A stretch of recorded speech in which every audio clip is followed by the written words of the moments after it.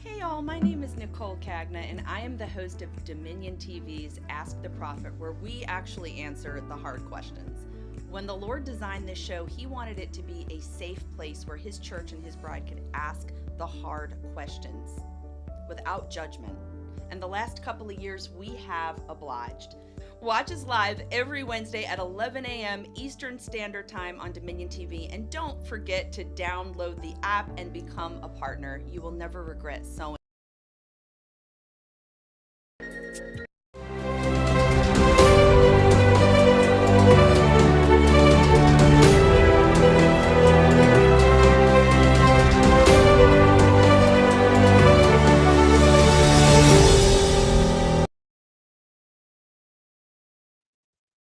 Welcome, guys. Happy New Year. It's 2025.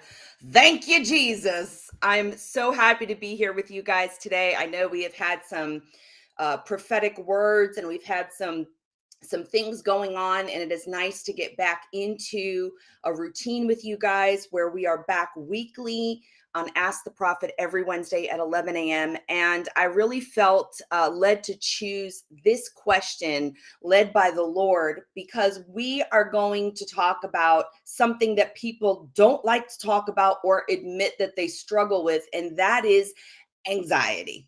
Okay. And in particular, I think that we tend to think that we are anxious because we're so busy and all of these things, but really there's a deeper reason. And sometimes people can even be anxious and not realize that they're storing it in their bodies. And so there's a lot about anxiety that tends to not be discussed because we look at anxiety as something that is external, meaning it's something that you could see on people.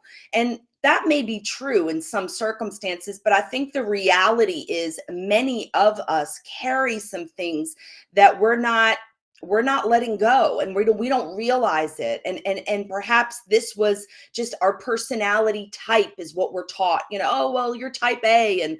And listen, I get it. As a former workaholic and type A kind of person, business, like let's do this, let's go.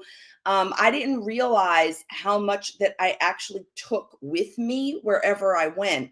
And so sometimes anxiety could look like you're falling apart, but many times I would say anxiety in high functioning people is kind of hiding and simmering underneath some of the surfaces. And I think it's important that we actually discuss anxiety.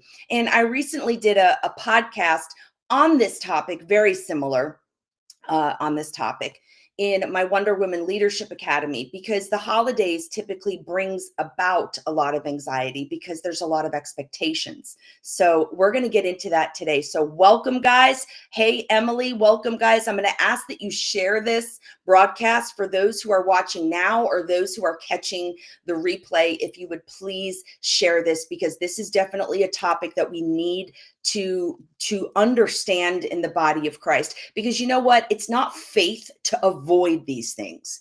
And, I'm all about root systems, and I'm all about fruit and root. Like, I'm just like, let's not ignore it. Let's turn the lights on. Let's find out, like a spiritual surgeon, where it is, and let's remove it with the blood of Christ. Because I really believe this, in this 2-part series, you're going to recognize that there's some things that you might be carrying that you never realized was something that you were meant to leave at the cross. So here's the question.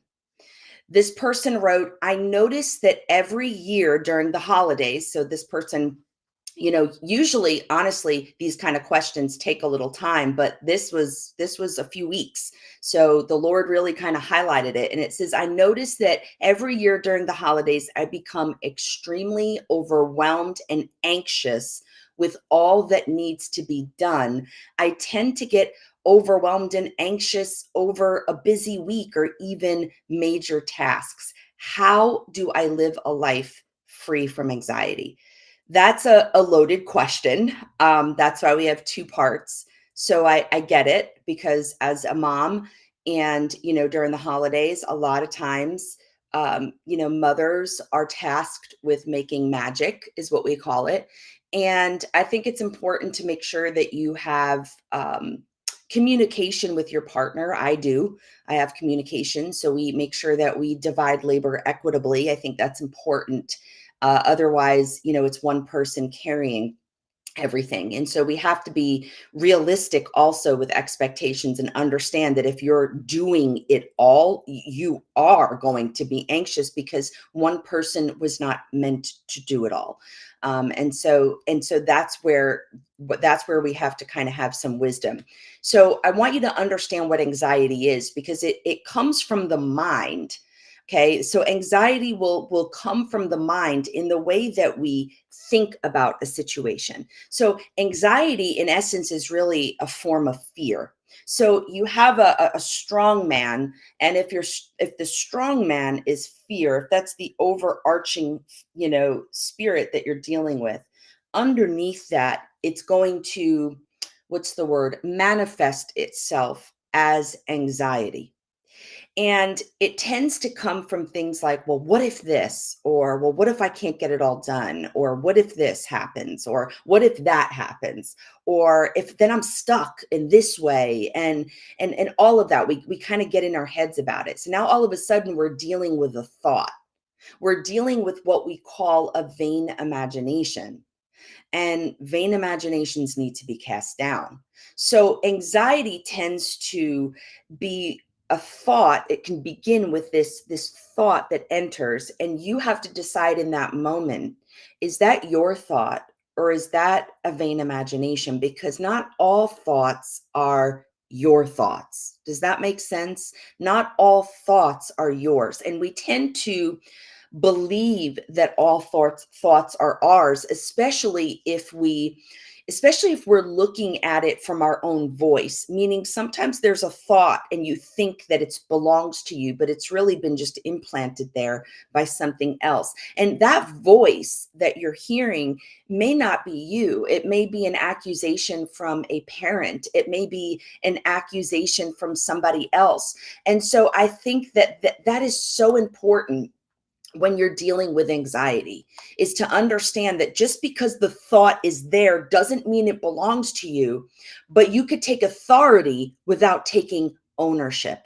Meaning you could take authority over it by telling it where to go, but you don't have to take ownership in the sense of coming into agreement with it. Because once you come into agreement with it, you are allowing it to come inside. Okay. So this new year allows us the opportunity to see where we can improve. So I want to share, because you could look at 2024 in a couple of ways. You could look at it like, gosh, I didn't get everything that I wanted to get done, right?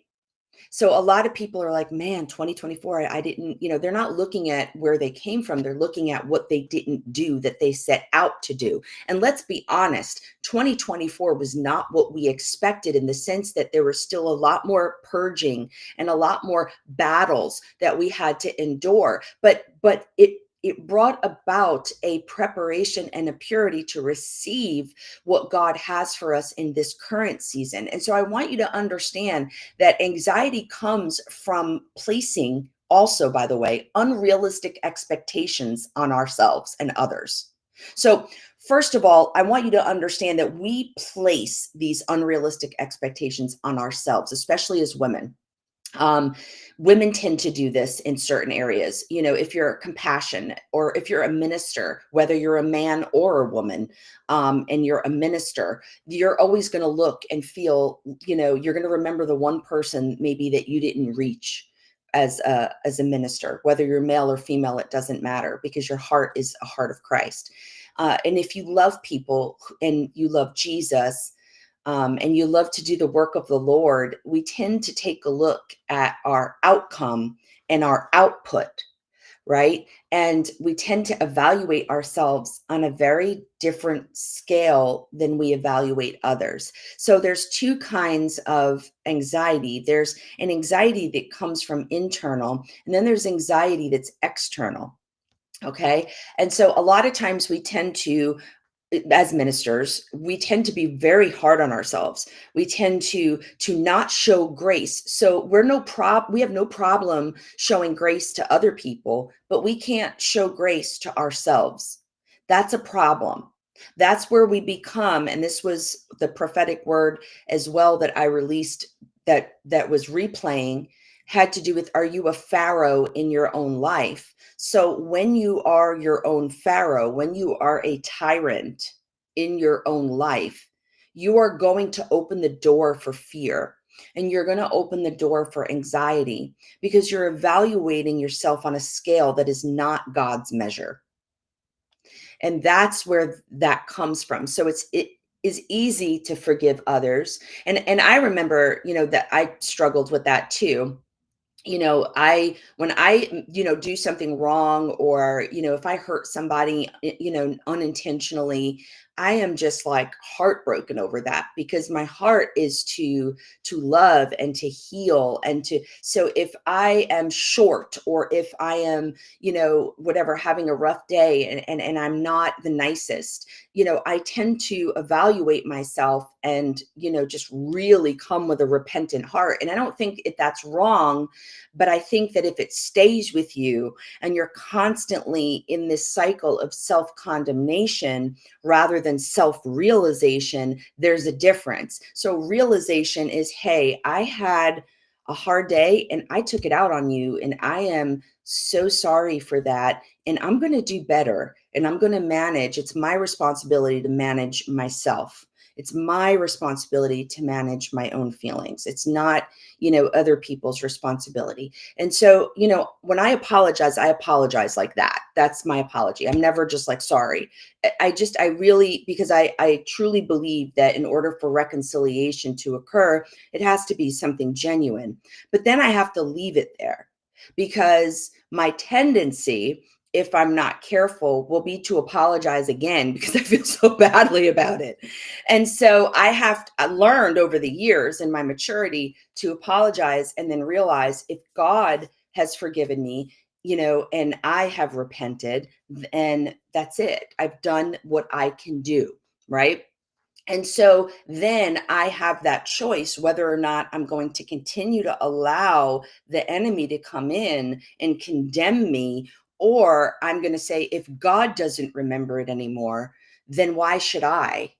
Do you see? Because I've already taken accountability for my action. And I think that we have to not continuously beat ourselves up.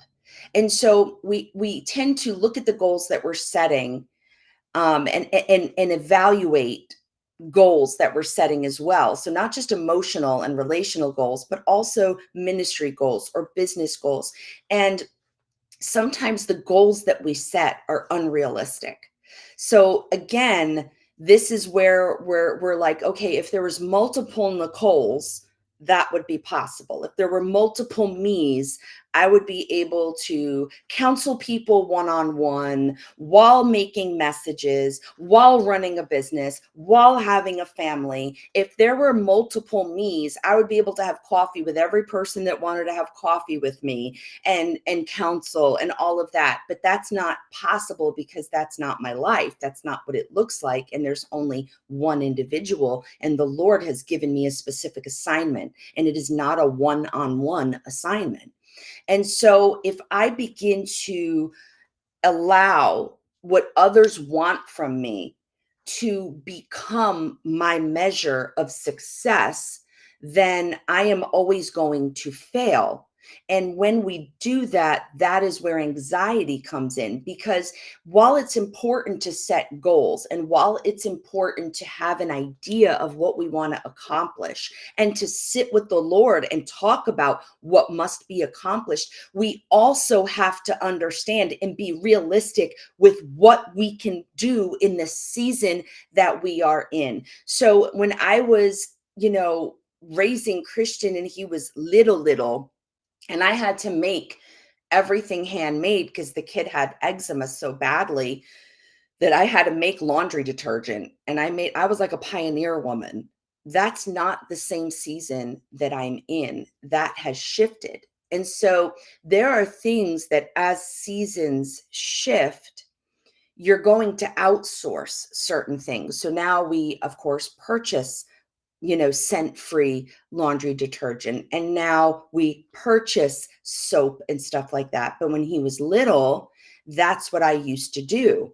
And that is a different season. I can't do that anymore. That's the Lord moved me away from that and said, now you could purchase these things. And if I were to try to do the things that I did when Christian was 3 years old, and now he's going to be 13, I would fail at everything. I wouldn't be able to do anything well because I would be spreading myself too thin. So anxiety can come from unrealistic expectations for ourselves, but also if we allow other people's expectations to become ours, that's where anxiety is created. So I will always be a person that believes I will, this is me, and I know this about me, that I could accomplish 20 things in a certain amount of hours. And I'm not always realistic about how long something is going to take. I think I'm hopeful, but I'm not always realistic.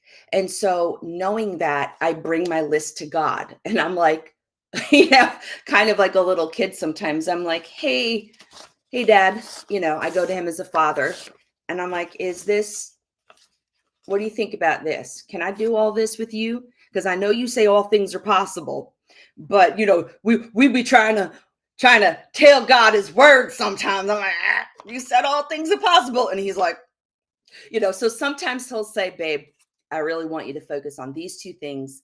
And that's your focus. And if you get to the other things, great. But if not, leave it.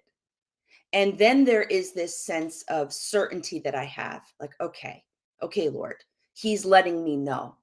And so the results sometimes, if we don't consult with God about what his expectations are for 2025, what his expectations are for our ministry, what his expectations are for our business, what his expectations are for our relationships, then we will feel anxious and anxiety will come. And it might not be externally, but it might be internally.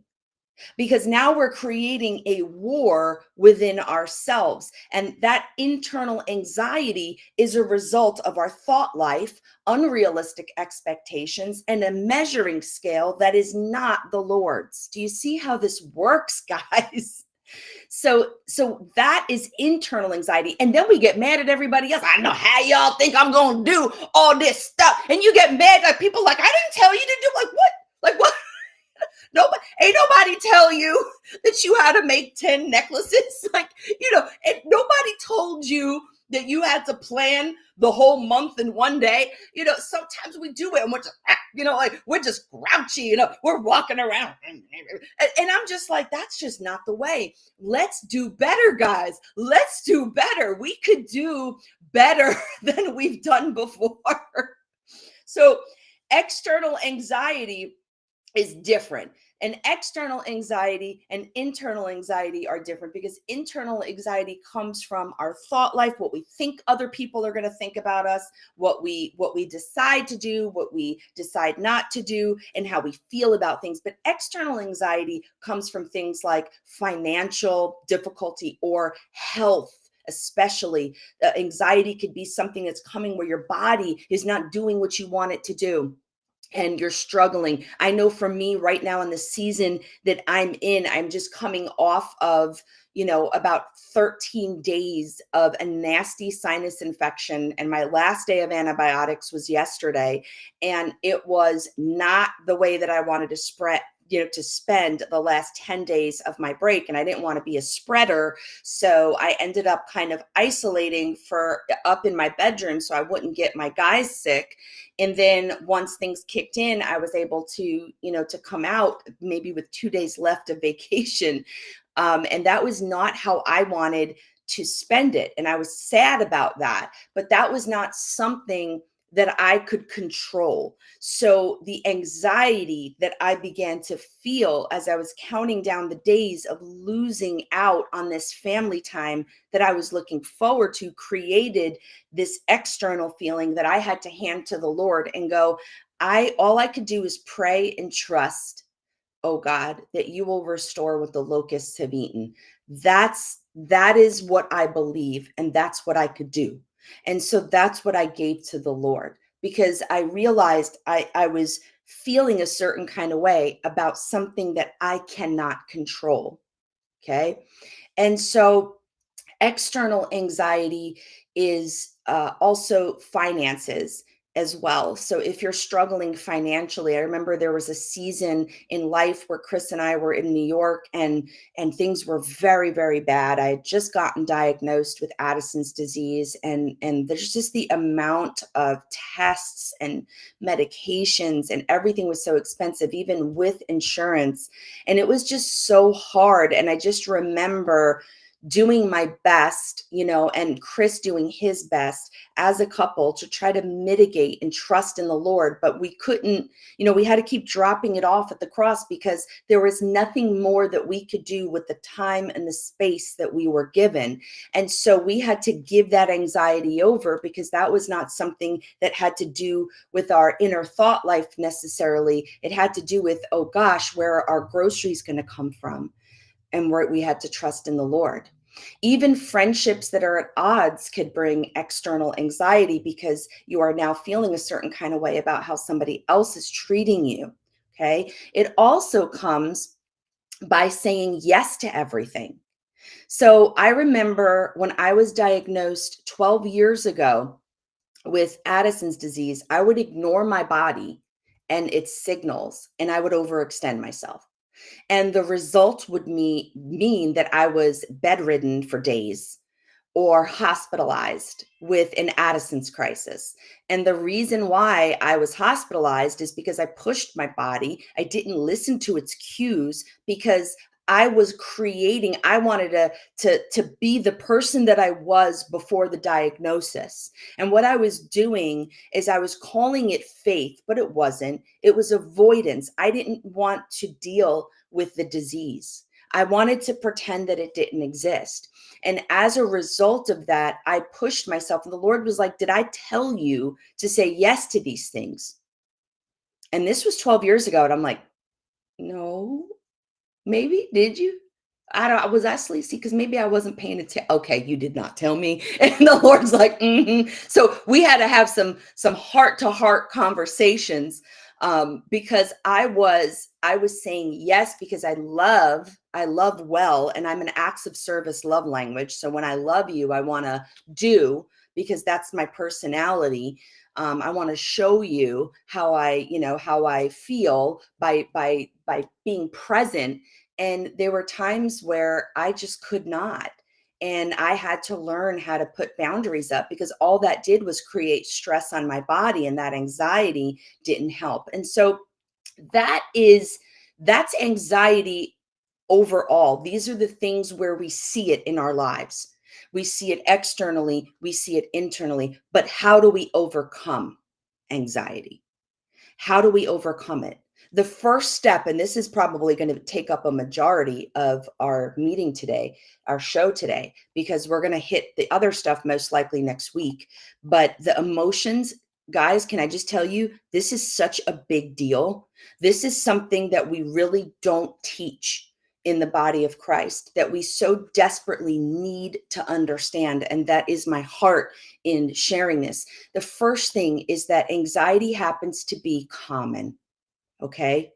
So I'm not saying that we accept it, but I'm saying that you're not unique in your struggle. We have all struggled with anxiety, whether you are, a Christian for 40 years, whether you're a prophet, a pastor. We have all had experiences where we have felt anxiety, and it's a common struggle that people face. I mean, even as Christians, we are not immune to these feelings, but God does offer us a peace that surpasses all understanding. So the first thing that we have to know when we're trying to overcome anxiety as a born again Christian is to understand that we're called to bring it to God, not avoid it and call it faith, but bring it to God. You don't want to ignore it. You want to acknowledge it. So step number one would be this. Step number one would be, I'm going to acknowledge the anxiety that I'm feeling. And then after that, I want to go further. Don't just acknowledge the anxiety, write it down. I know that sounds strange, but this is what I've helped people with in inner healing and deliverance. Write down, what is it that's making you anxious? There's something powerful about when you write something on a piece of paper. All of a sudden, it becomes something that is manageable. It becomes something that's smaller almost in a way because it's on paper. And now you're faced with it and you're like, okay, here it is. Now the next step is to say, this thing that I'm feeling anxious about, is it external or is it internal? Meaning, is this something that I'm doing to myself, or is this a result of my thought life? Or is this something that I can't control? So if it's something that has to do with finances or your health, you may say, Lord, I am bringing this to you. Okay, I'm bringing this to the Lord, and the Lord is going to open up doors, right? So I'm going to do 1 Peter 5:7, where I cast my anxiety on him because he cares. Do you remember that old song in church? Gosh, I remember it. I cast all my cares upon you. Do you remember that song? Maybe you do. And I lay all of my burdens down at your feet. And anytime I don't know what to do. Do you remember that? I will cast all my cares upon you. I remember that singing that when I was little, 3, 4, 5 from church. And because we didn't have children's church, we had a hard wooden pew and we sat in that thing for a couple hours. Pentecostal, raised Pentecostal. So I remember hearing that, and I just kept remembering that was 1 Peter 5:7. So whenever I feel anxiety, I always hear that hymn. And I think of 1 Peter 5:7. I'm going to cast my cares. And first, I'm going to acknowledge, is this something that is created from my thought life? Or is this something that I'm frustrated with because it hurts? Because listen, when you're in chronic pain or you're struggling with a chronic illness, it hurts. If you're going through a divorce and it's something that is lasting a long time and it's drawn out, it isn't easy. If you're a single parent, but and you're like, listen, I didn't ask for this. I thought, when you get married, you think it's going to be forever. You're like, I'm a single parent. I didn't ask for this, but now everything's on you and you're trying to work and you're trying to raise a child or children or grandchildren, whatever it is. There's things that are external, and God's not like, get over it. God loves you. He cares for you. He wants you to put it on him. He wants you to drop it. So listen, the thing is, with something external, you could drop it off at the cross, but we still should also bring our internal anxiety to God, but in a different way, because it's not like you're dropping off, a specific burden. External things you drop off at the cross, but internal anxiety, you bring yourself. Okay. So external is, okay, I'm wearing this burden of, chronic illness. So let me drop this off at the cross and say, God, I could do all things through Christ who strengthens me. That's right. All things, even hard things, I can do it. God has called me to it. He's going to get me through it. And you speak life over yourself, right? You speak life over it and you drop it off and you trust. But when it's you drop yourself off, but you have to emerge from that spot. So you're bringing yourself to the cross, but you're staying there till the work is done. Do you see what I'm saying? Eventually you're going to emerge, but you're staying there. So you could be intentional in examining the reason why you feel anxious, and understand that the only way to renew your mind is to place yourself at the foot of the cross and at the feet of Jesus in intimacy. Whenever I am going through inner turmoil or anxiety about a situation, and listen, sometimes an external thing you could drop at the cross, like health issues, but then there's a trigger or something that you're feeling about those health issues that you then also have to deal with. So something could be both internal and external at the same time, because it could be how you think about chronic illness, or how you think about your finances, or how you think about your prodigal, or how you think about your grandchild. What are you not releasing to the Lord? What are you holding on to? The other thing is you have to engage with the Lord. Ask him. Okay. I do this all the time. This is such a great way to process feelings. And maybe when you grew up, there really wasn't, you didn't learn about feelings. Sometimes growing up, I'm Gen X, we had a generation before us whose parents weren't necessarily, the touchy-feely, emotions kind. I would say that now today's generation of kids are, they need a safe place to cry kind of thing. Like, that's a little too much, I think, but I think we've gone a little too far in the other direction where everything's about feelings. But there's a healthy balance. So you have to ask the Lord. Maybe you grew up not knowing why you're feeling a certain kind of way. Or maybe you grew up when your parents, you were upset, you're crying, your parents, I'll give you something to cry about. You crying to get in the slipper. Oh, you cry, I'll give you something to cry about. And you're like, and so that if you grew up in that kind of mindset, it doesn't, like, that's all your parents knew. It doesn't mean that it was necessarily the right thing, but it doesn't mean that it was abusive. But it probably means that maybe you grew up not knowing, that you were taught in a way subconsciously to stuff your feelings down because nobody had time for it, because people were busy, they were working, they just didn't have time for walking you through that.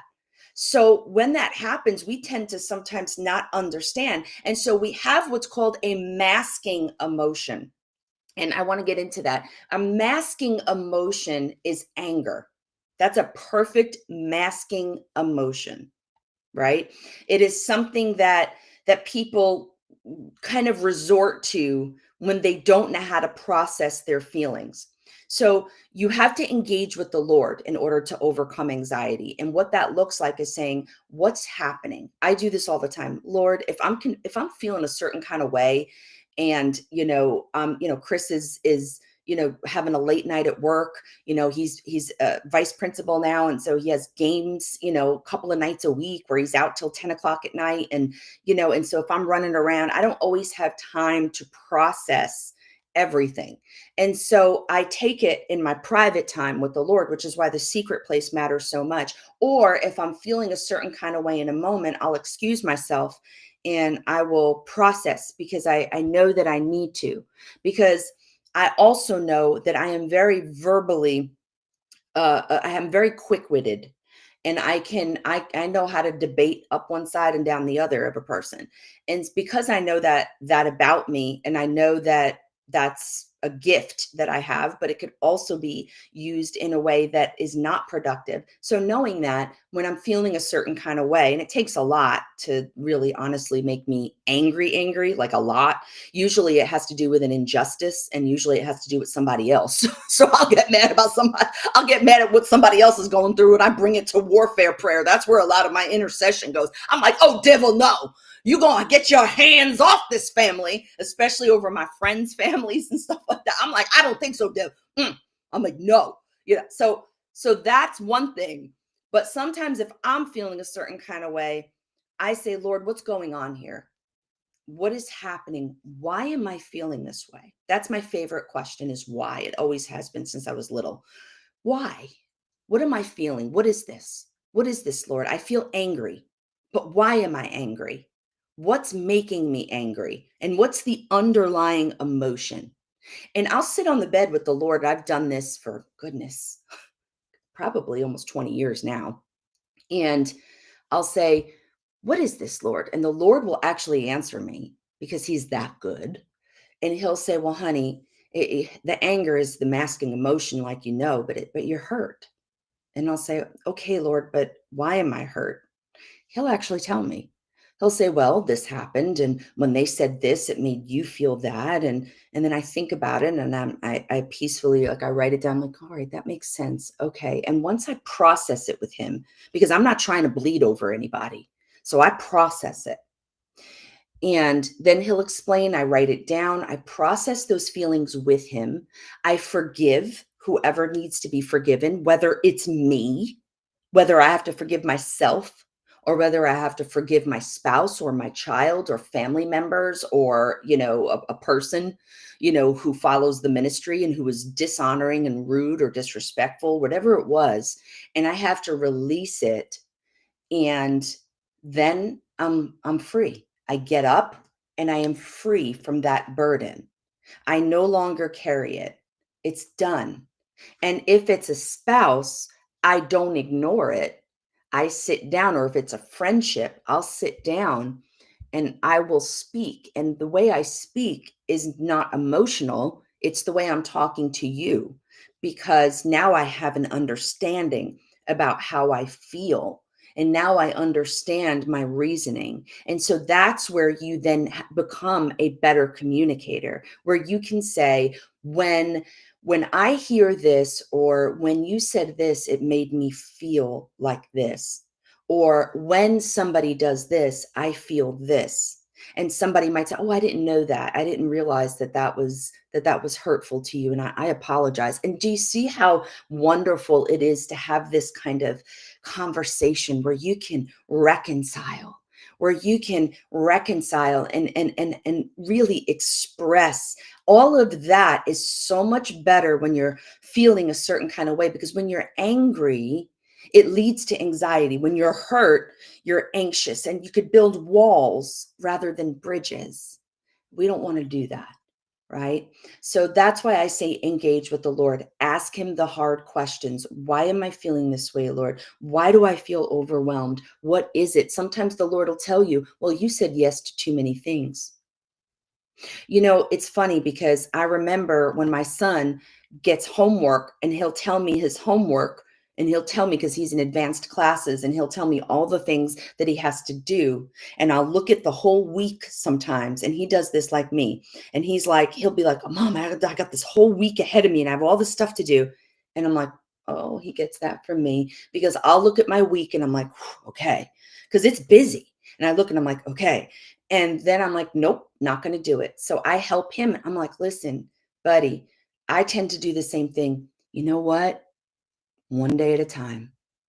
What does the Lord say?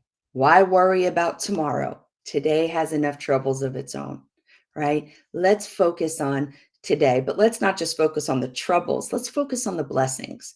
And so in teaching him that, I'm also encouraging myself to continue with that, because nobody ever taught me that. I didn't know how to process feelings very well at all. I just used to stuff them, because, you don't know what you don't know when you're growing up. So that's why I say engage with the Lord. The other thing is renew your mind, because an unrenewed mind leads to us becoming the burden. So I want to share about renewing the mind just a little bit, because sometimes when our mind isn't renewed, we end up becoming the burden that we're not meant to be. It's just that we're carrying it. We're carrying things that we're not supposed to. And in carrying it, you're becoming it, because you're enmeshing with it, right? You're taking on something. And I noticed that this happens with intercessors in particular as well. If you're an intercessor, you tend to carry, the burden, and you could feel the burden of other people. And I used to struggle with releasing the burden to the cross. The Lord was like, that's not yours. I know that you're carrying it for somebody else, and that's great, but you got to leave it in prayer, Nicole. You can't carry it. I died on the cross so you wouldn't have to. And so I had to learn to leave it there. So sometimes we carry people, we carry things. It's not realistic. And I want you to understand that We are supposed to be becoming more like Christ, not becoming the burden that we carry because of an unrenewed mind. So we're supposed to be becoming in our fruit, in our words, in our actions, mature, renewed, transformed, transfigured. But if you have anxiety, you have a house that's divided, because a house divided against itself can't stand. You cannot have the Prince of Peace in the same space as fear. It's not going to happen. One has to go, and you have to decide which one that is going to be. Because a lot of Christians are walking around divided because they don't know what to do with how they feel. And they believe that if they just ignore the anxiety and if they pretend it doesn't exist, that's faith, right? But that's not faith, that's avoidance. And avoidance, believe it or not, is a tactic of the enemy. He loves to leave the lights off. And I'm saying turn the lights on. Because if we're a city on a hill, a light that's meant to shine, arise and shine, your light has come, then why are we sweeping things under the rug? Why are we hiding things in the darkness, pretending that it doesn't exist? No, I don't think so. I'm turning the light on. I'm turning the light on. I'm going to examine my heart. I'm turning the light on. I'm going to examine my spirit. I'm turning the light on. I'm going to examine my flesh. What am I carrying that can't come with me? What is it that I'm subconsciously? I ask the Lord every night, search my heart, oh God, every day, every night. Purge it. What is it? Can I just tell you, I was like, Lord, I better stop asking that prayer, because there's stuff that will come out, but it's good because you're not supposed to walk around with it. And listen, there's been some poor teachings over the course of decades that makes you think that somehow acknowledging your feelings that are not favorable means somehow you lack faith, but that's not true. In reality, we call it transparency. We call it authenticity. Because along with transparency comes authenticity, and along with authenticity comes maturity. If you are simply regurgitating the same messages and the same phrases, and you just keep saying the same thing, I'm gonna get through, and it's almost like you have a language. I call it Christianese, ESE at the end. It's a Christianese language, and we do it all the time. But I'll get through. No, don't minimize what you're going through. Guess what? God could handle it. Even Jesus was like, hey, can you pass the cup from me? Is there any other way? I mean, we've all been there. So eventually, if you don't acknowledge it, you can't mature. Guys, you can't mature in the faith based on what you don't acknowledge. Like, you cannot do it.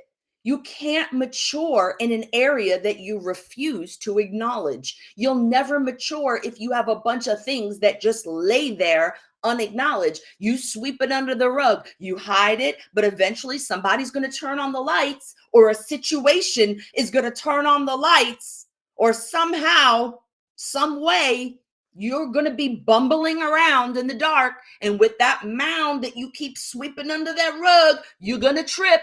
You trip and you stumble. Why? Because it wasn't dealt with. That's why this is not about condemnation.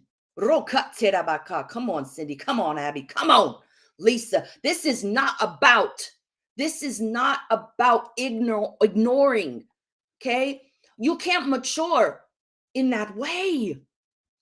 It wasn't dealt with.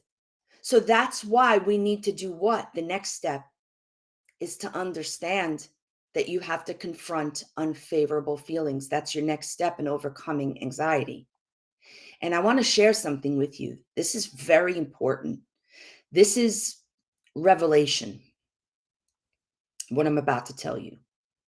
And it might be hard to hear, but you can handle it. Unresolved grief leads to anxiety. I can tell you, my goodness, it is so true.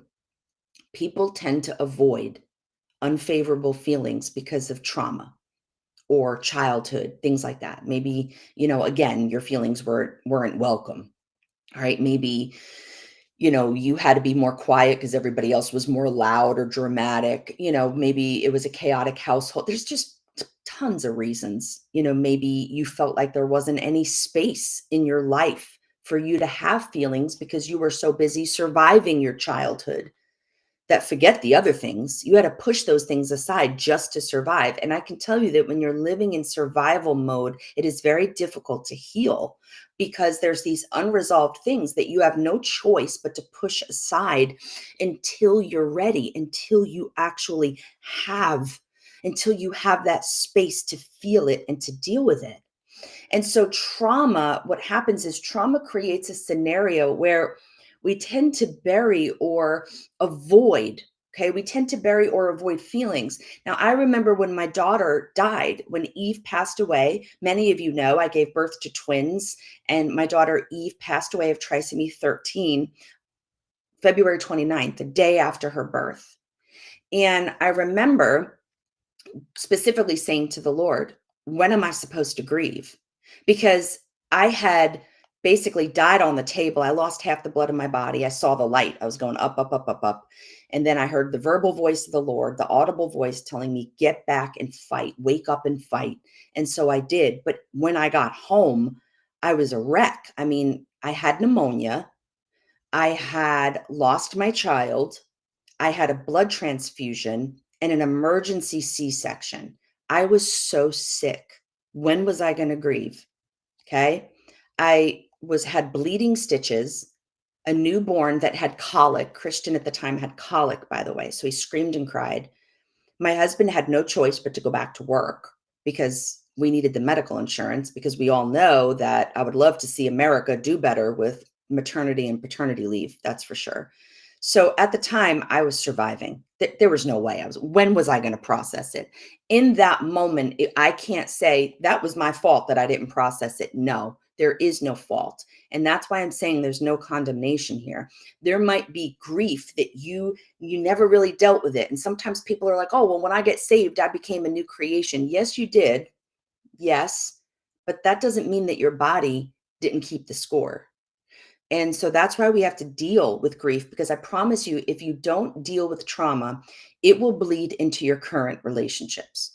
And you will begin to treat people that are in your current relationships ways that you're not supposed to, or misunderstand them because you're looking through the lens of trauma because it had never been dealt with. And so I remember feeling like, wow, that was the reality. I was in survival. But the funny thing about it is that I couldn't be faulted for not dealing with it then, right? But this is how the enemy works. At one point, there comes a point where I chose not to deal with it at all. And that's where the enemy got a leg up. And then I cut it off because I went for inner healing and deliverance. And I'm telling you that when I chose that, I mean, listen, I chose at one point to ignore it because it just felt like there's just no space for it. So what's happening is then I'm in it, but I don't know I'm in the pit. So I'm in this pit, but I don't know it. I'm in this pit and I'm filled with grief, but I'm not going through the grieving process because I'm stuck. And that's where God shows up. That's where God showed up. And I shared with you, he was like, are you going to tell me how you feel about what I didn't do? And that's where we had to have a real conversation. So I want to encourage you, if there's some unresolved grief in your life, that could lead to anxiety. Now, healing the grief is part one. So once you heal the grief, then you have to deal with the anxiety. Okay. So I want to share with you what this looked like in my life. That's why there's transparency. So I told you that I couldn't deal with it when I brought Christian home. But when he was a toddler, I had to deal with it, because even when you don't realize that you're subconsciously stuffing your feelings and emotions, God knows. And God will say, hey, there's something going on here. Let's talk about it. Right? That's how good he is. He gets it. He'll never ask you to deny your fear. He's never going to ask you to deny your grief. And the reality was this: I carried an anxiety, right? And it wasn't, oh, I lost my daughter. That was the grieving process that I was avoiding. But what birthed from avoidance was a very traumatic level of fear that something was going to happen to my son. So now I was panicking. I was living in a constant state of anxiety because I lost my daughter and because they were twins. And because after Addison's, I was told I would not be able to have any more children. As a result of that, I felt like this is all I have. So this is where God, God's not saying, oh, pretend that you're not afraid that your son is going to struggle or that something's going to happen to him. That's not it. God didn't say, oh, just have faith, right? God didn't say any of those things. Do you want to know what God did in that moment? God asked the hard questions. So you have grief, right? And then from grief, unresolved grief, comes anxiety, which is the stronghold of fear that was birthed because I lost my daughter. And now I am trying to protect my son. So God spoke to me and he said, Nicole, do you believe that I love Christian more than you? I'm sorry, what? In my head, I was like, but I'm a mom. And he's like, but I'm God. I wanted to say yes. I really did. At that time, I wanted to say yes, but instead I said no. And he said, why do you say that? And I had to examine. That was hard. And I'm like, because look what you let happen to Eve. There it was. And if you let that happen to Eve, I'm afraid that you're going to do the same thing to my son. That's what I said to him. Because you saw fit to allow my daughter to die, I feel like I can't trust you with my child. I'm being completely real with you. And you see, there it was. There was the root. And once I saw it, I realized that I was charging God foolishly. I was saying, hey, you allowed this to happen. You allowed me to get sick. You allowed me to not have more babies. You allowed, my daughter to, like, you allowed all these things. So guess what? This is mine. I didn't even know that that was what I was doing. Right. And so I said, who is to say that you won't take any more from me? I was in such a Job season. That's the crushing that I talk about when I say there's crushing. There's crushing. The oil is not cheap. So I said that, Lord, who's to say that you won't take any more from me? And you know what I had to do, guys? I had to sit at the cross. I had to sit, kneel, actually, is what I did, with my face to the floor and sobbed and let all of it come out because I had to work through forgiveness. I had to work through forgiveness. Not that God needs my forgiveness, but I needed to forgive him for not releasing him of the expectations of how I wanted him to behave in my life, how I wanted him to act, what I wanted him to do.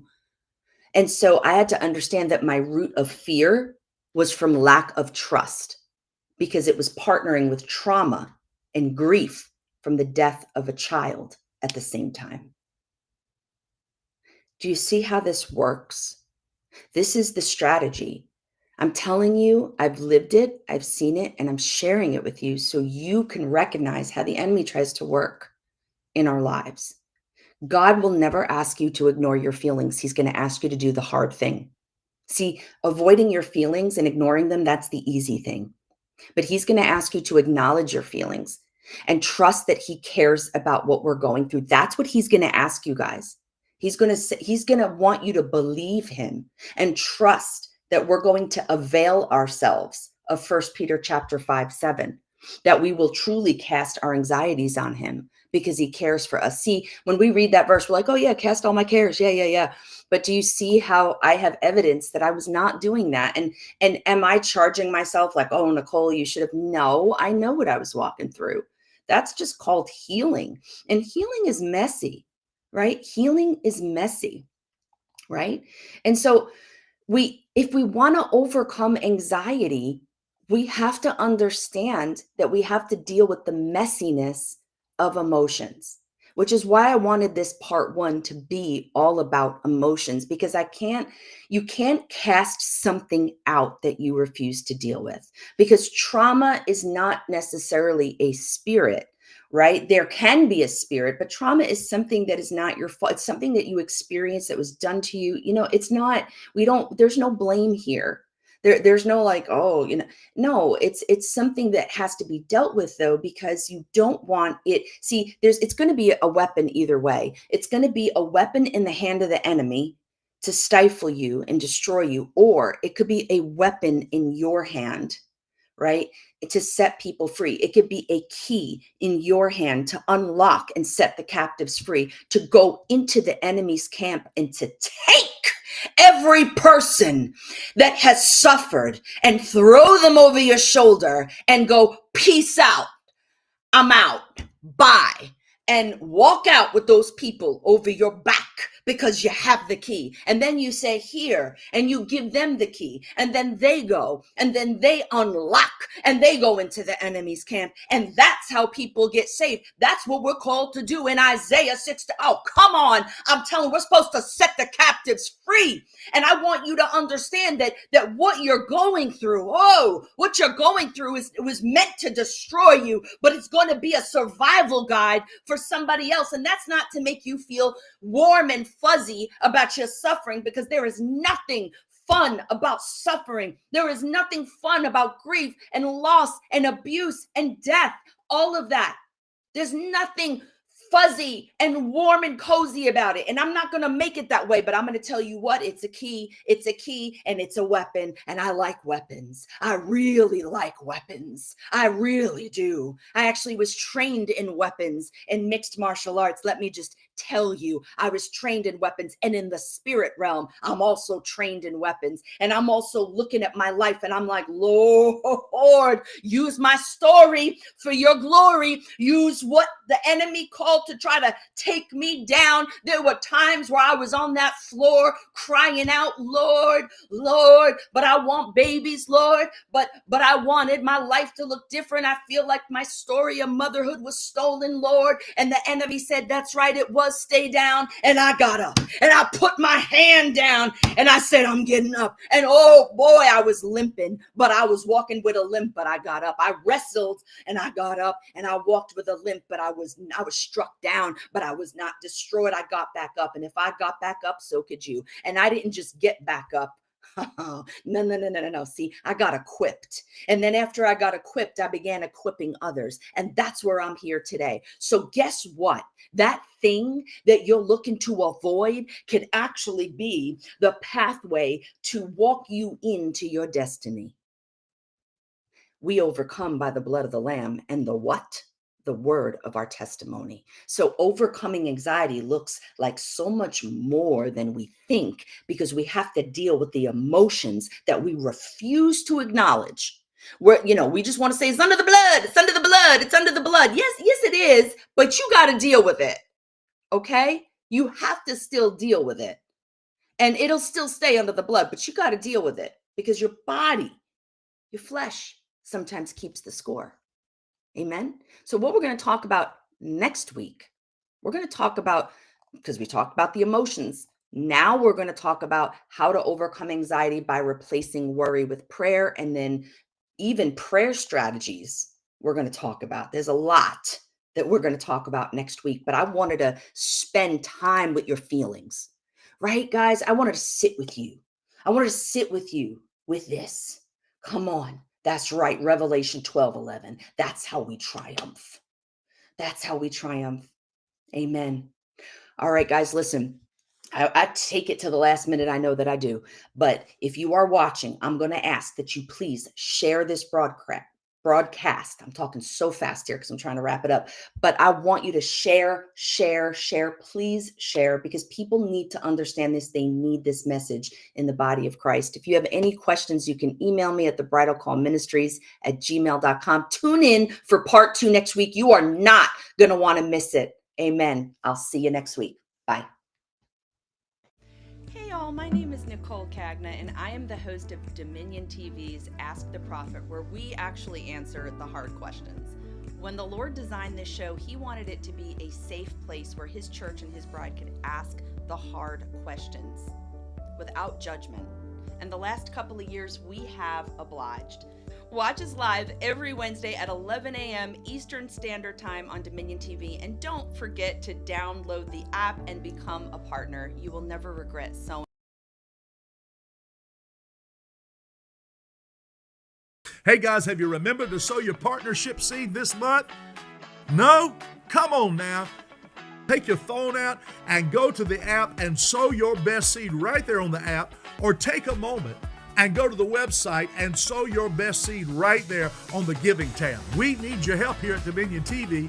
With your help and your prayers, we continue to carry the gospel of the kingdom around the world. And those of you that have not been given, or maybe you gave before and you haven't given lately, come on and help us now. I'm calling for you. I'm sending out a message now. Come on and help us here at Dominion TV, because with your help, we're going to do even more and do it with a greater spirit of excellence, because the kingdom of God deserves excellence. And I believe you're a part of making that happen. Thank you for watching. Thank you for giving. Thank you for your generosity. Take time right now and sow your monthly seed. If you haven't been partnering, now's the time to partner. We love you. Thank God for you. Keep watching Dominion TV. And remember, you deserve to reign in life. This ministry is able to fulfill the mandate and command of Jesus to carry the gospel of the kingdom into all the world by the faithful support of people just like you. Give online at www.dominion.tv/giving. Here you will find various ways to give, including DTV's PayPal, Zelle, CashApp, and Venmo giving platforms. You can also securely give and partner with us with your credit or debit card and set up your weekly or monthly recurring seed. You can also give by text with your mobile phone. Simply text the word GIVE to 704-817-2843 and follow the prompts for giving securely. If you choose to mail your offering, you can send that to the ministry's mailbox at Dominion TV, 1000 South Commons Drive, Suite 102, Box 305, Myrtle Beach, South Carolina, 29588. On behalf of our founders, Dr. Joseph and Dr. Lynette Dutton, may the Lord bless you richly is our prayer.